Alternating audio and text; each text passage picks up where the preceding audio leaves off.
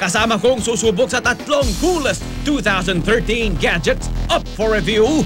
Ang ating celebrity reviewers, ang YouTube sensation at real-life couple na sina Jamville Sebastian at Michelle Ligayo o ang Jamich. Ang founder at editor ng TJ's Daily, isa sa leading blogs tungkol sa technology, gaming at latest trends sa internet, si TJ Panganiban. Makakasama rin natin ang mommy at online shop owner ng Haute Fashionista, si Shen Harlega. Ready na ba kayo? Ready yes, na. Ready na, Kuya Tangat. Ito ang ating unang gadget up for review. 16 megapixels, Wi-Fi ready, at touchscreen yan. At Android yan na camera. Saan first impression ko, this is designed for the casual user. Super sleek niya. Parang it's replacement of my phone. Ako natuwa ako kasi ngayon ako nakakita ng camera na may apps. Ako kahit saan ako pumunta, mahilig ako mag-games. Sa akin naman yun sa camera kasi mahilig kami mag-Instagram. Lalo na ako. Siyempre, pictures, malinaw, tapos diretso na kagad ng Instagram. So, okay sa amin to. Okay? So, nandito tayo ngayon sa Nuvali. At siyempre, marami tayong pwedeng puntahan dito. I-explore natin habang ina-explore natin further ang ating Nikon S800C. Alright? Let's go for it! Okay. Go, my friend! Do it! Kuya, recording. Hello, Jamish! Alright, smile guys. 1, 2, 3.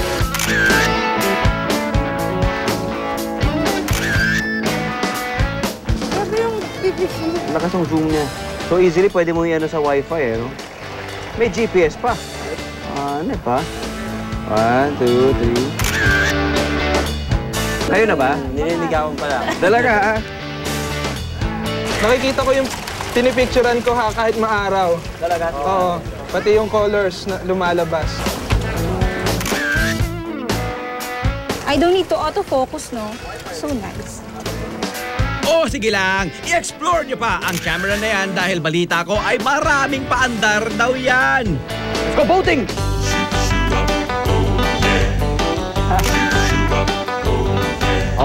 Okay, picturean! Video, back!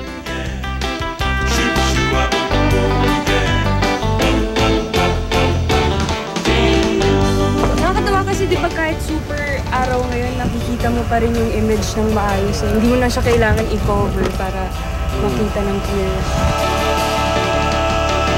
Mas vibrant yung color niya kahit anong lighting condition. Pwede ka pa mag-ganyan dito, oh. Oh. Galing. Hindi mo na kailangan mag-sweep na ganyan na parang traditional camera. Dito tatapat mo lang kung ano yung nakikita mo, yun yung kukunan niya. Super easy niya gamitin. Super easy. Halimbawa ito kanina, nakita ko yung wide dito, wide shot nila Jamich to, di ba? Gusto ko sila i-crop. So you just swipe it like that, using your 2 fingers, and then merong icon ng scissor. Tapos save mo siya, and then you can crop it. You can crop Tapos it anytime. diretso upload na sa Instagram. Pop the pop! Hi, Jamich! Hi, pasok! So ganito, paano mag-video. Deposit ulit ba't gama? Hold mo lang to, tapos ito yung movie. Yan. Hi, hello! Hello, Jamich! Hindi lang alam ko sabihin nyo. Hello, Jamich! I'm your #1 fan! Smile! Kaway! Sabi nga, pop na pop! Bababa na tayo. Subukan natin ng yung sharing capability ng ating Nikon na camera. Sige nga, tingnan natin ang ibang ipinagmamalaking features ng Nikon Coolpix na ito. Aber! Gamit ang kanilang Nikon S800C, i-upload na nila agad-agad ang kanilang footage, yung mga stills, yung video doon sa internet, sa Instagram, sa Facebook, sa Twitter, kung saan-saan pa. Log in muna ako. Log in muna si Shen. At nagkanya-kanya na nga ang ating reviewer sa pag-upload sa kani-kanilang accounts. Jamich, uploaded sa Instagram. Guys, picture kami lang. Yay! Parang kompleto na. Parang SIM card na lang. Lalagyan mo na siya ng SIM card. Kompleto na siya. Pwede mo na siya gamitin phone. Kaso, wala nga lang siyang SIM card. Pep! But wait! There's more! Alam niyo ba you can call through Viber using that Nikon camera? Let's try it, ha? Let's try it.